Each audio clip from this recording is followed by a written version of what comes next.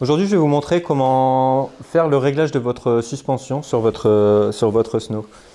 Au niveau des réglages, vous en avez deux. Donc ici, ça va être le blocage de la fourche pour vraiment totalement bloquer la suspension.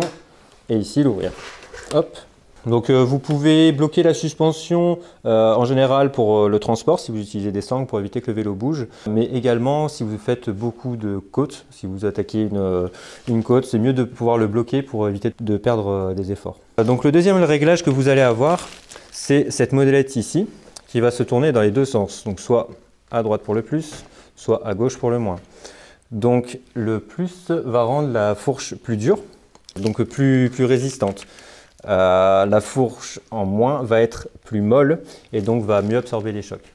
Voilà, par exemple, donc ici, je viens de la desserrer. Hop.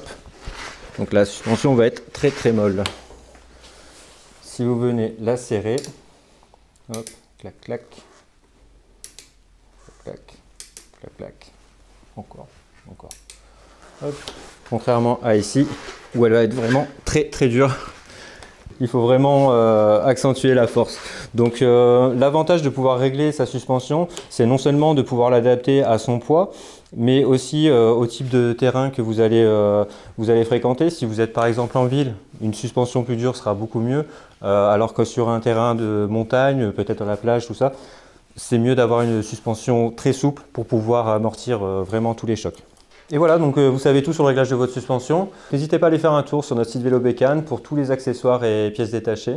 Et je vous dis à très bientôt et bonne route.